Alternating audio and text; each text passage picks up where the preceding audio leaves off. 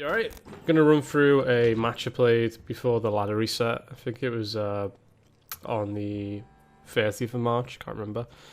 It's a Disruption Warlock, and I'm playing against a kind of mill rogue with a Zoff component, and it turns out to be an interesting game. Yeah, my opponent plays Oracle, and then we obviously gives us the information that it's likely to be mill, because they're the only people that play Oracle. So yeah, coin Void Caller out. Typically wouldn't do that. I'd probably tap for a third time in that situation, but because obviously I could get Shadow Stepped and hit again, I just choose to coin it. Yeah, you Lab Recruits it back in here. Some of the match I can't remember every step, so it'll be a bit of a surprise to me. But I do know how the outcome of the match comes about. It's pretty interesting. That's why I wanted to keep this video. Yeah, here I just go for a Dark Skies, because it loses 2 cards instead of 1, and I can cycle my Librarian. Wait, is that called what Librarian? I think it is. I can cycle that for free without taking any damage. So he looks like he's this is a bit of a surprise to me. He's playing a Garlic Ron version. Garlic Ron, which typically you don't have, because Mill Rogue is hard to actually make work, and putting that in the deck makes it a lot worse. So I figure I have a better chance here. I just go for a single Defile on my poor Mal'Ganis there, just to keep the hand size down. My game plan here is to go infinite with Elk, whatever it's called, and the Plot Twist. So I'm just trying to avoid overdrawing the elephants as much as possible. I need those bad boys.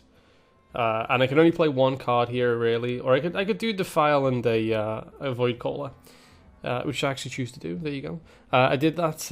I injured it, so he doesn't backstab it, and it turns off a possible couple of other plays. He might have the Invoke card. I forget what it's called now, but it's deal 3 damage to an undamaged minion. So I played around that also. That's the reason for damaging it. And also, you want it to die quick. So it's perfectly fine for me to do that. Yeah, I mentioned it on stream that you don't really want to play the Nerubians and Cold Lights, because you might overdraw the 4/4 Nerubians, and you don't really want to do that. So I thought that was a bit of a weird choice. He's done that to turn off Reno decks, pretty much. But if you played against a Reno deck anyway, you're favoured because you're playing a mill rogue, so you should be destroying those type of Reno decks regardless, so you don't need to turn off the stuff. So I burn Death Knight, not a big deal, because my win condition is it's going to be the infinite one with the Plot Twist and the Elk. Let's just choose to do Valdris here, because I already have those cards in my hand right now. So I am happy here just to mill some stuff off, potentially, because I've already got the cards I need. I need to get rid of Valdris from hand, because if I am going infinite, I don't want to put multiple Valdrises in the deck, because then it gets a bit tricky to play those out continually. So I'm just trying to make my hand more as playable as it can be. And so what I'm trying to do here is I'm trying to engineer a hand that consists of disruption. So I'm trying to get Weblords, Nerubian Weblord, Nerubar Weblords. I'm trying to get, and I'm trying to get the Unravelers, but I think the Unravelers are now gone.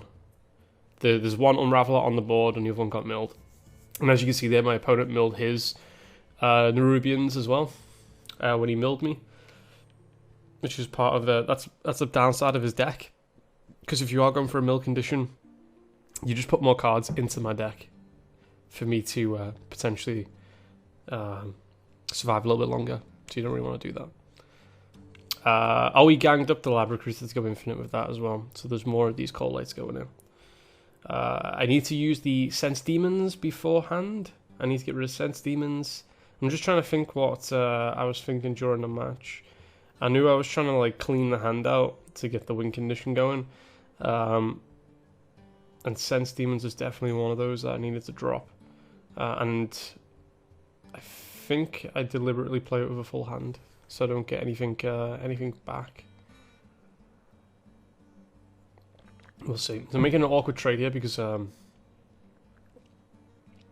want our board to be a bit clean. We didn't draw anything. It's just a Worthless Imp, because our demons are already in hand there. We get rid of the our card draw, and then we go for it. So this is the hand that we chose to copy in, and it's not actually that bad. It's pretty decent. We've got board removal, we've Dark Skies, we've got the disruption stuff, we've got Dollmaster, and some taunts, just to get through some, just to get through a couple of like aggressive turns with N'Zoth. Yeah, the interesting thing about these games is you don't expect how you're going to win. Like, Disruption Warlock's pretty flexible. You can win with the Demon package, obviously. Early game against aggro. Against Mage, you transition from stopping their early game turns and then transition into the Demon package. Against this type of deck, obviously we don't have that Demon package anymore because the milled are Death Knight. Against like a mill rogue, you got to expect to mill a couple of cards and just hope it's not the cards that are going to basically continue to draw you into the deck or draw you infinitely. So here I have one Elk in hand and two Plot Twists and an Elk on board. So we can actually redo that turn again. So I play the Fellowlord and just shuffle that back in so we get some kind of benefit here. It's very likely that we're going to be able to clear this board based on the minions that we get back. There's two Fellowlords, which means double the minions we pull out that we hit.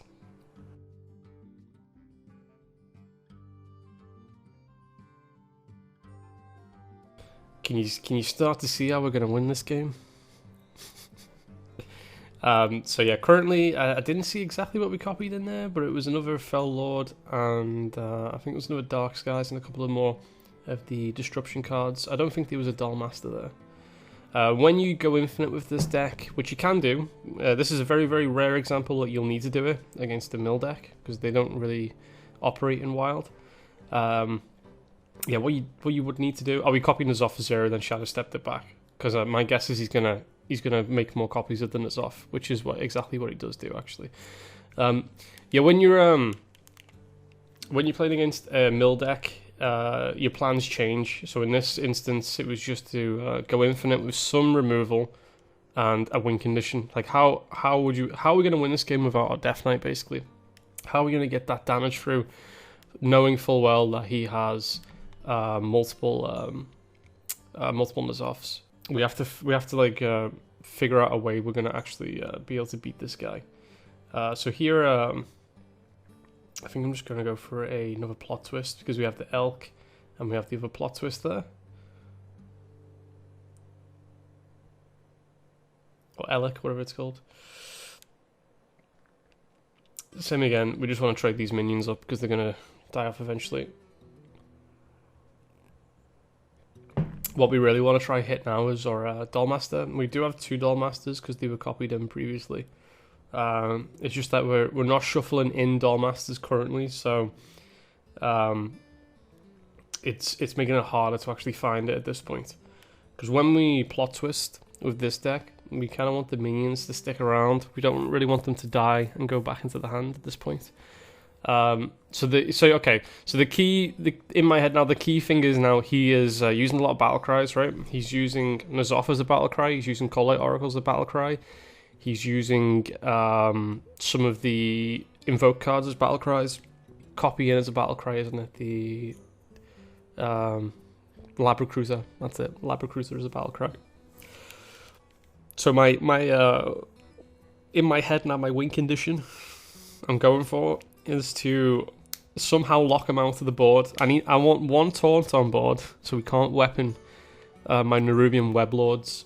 My plan from this point here, I'm formulating, is to create a board with as many Nerubian Weblords as possible, just so we can stop this guy from playing any of these battle cries. So currently, I'm just trying to reduce the amount of damage I'm taking, and I'm trying to get as much value out of these Fellowlords as possible. So just like double Fellowlord tap, just to give us a board full of temporary minions I can trade up. I mean, the good thing about the Defender Death Rattles is once they die, you get the second half of them. So you then get like 3 HP back and another little blocker, so it's not too bad. He copied in 8 N'Zoths before, so that's my main concern. I have to get around those 8 N'Zoths. And he hasn't played his Garlic Ron yet. He's still got Garlic Ron. Oh yeah, I forgot. Albatross drops, not too bothered. Seal Fate, that's what the card was called, Seal Fate. Earlier on I was trying to play around Seal Fate. So yeah, he just puts them in, I guess to try stop me from developing any further turns. It'd be hard for him to do that though, because I have so many... Oh, I top decked one. Hush my mouth. Yeah, I'm just going to go for a little bit of a board clear here with the Dark Skies into... Or actually, no, don't I just play like a Void Lord? I'm trying to recall my steps. I think I just play Void Lord out here and the Albatross. It's just to prevent him from developing a board further. Well, he still can. He'd just have one. He'd just have one of his defenders on board, basically, at this point.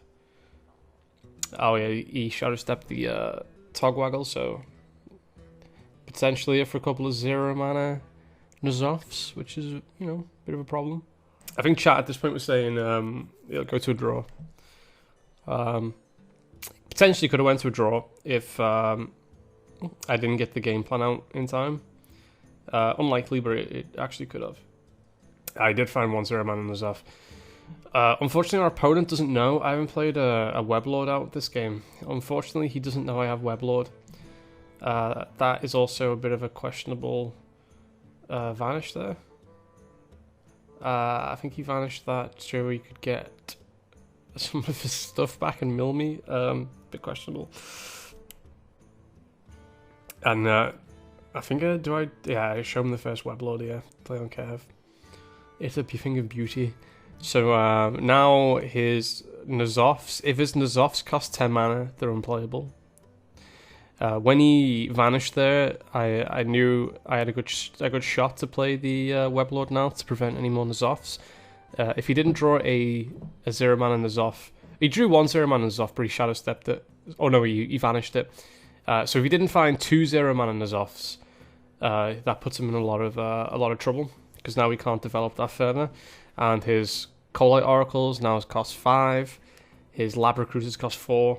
So this is where the plan starts out, really, just to try and disrupt this guy down.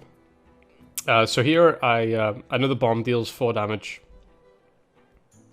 to a random target, the Kaboom bot. So I'm just trying to avoid the Kaboom bot here. That's why I don't want to play the second Weblord out yet, because I'm going to wait till the Kaboom bot picks its target, because he's going to have to trade into it, and then if it doesn't hit the Weblord, then I get to keep that other Weblord in hand. Luckily it didn't. It hits the Void Walker. There's that 5 mana Colite. I emptied out my hand a little bit previous on the previous turn, just to avoid an overdraw. Oh, he saps it. I forgot about that sap. So we've seen 2 vanishes and 1 sap. I assume he has a second one. So I do mill 1 of the Weblords, but I think at this point I've probably got close to like 5 or 6 Weblords in the deck at this stage. So we just go for a board clear.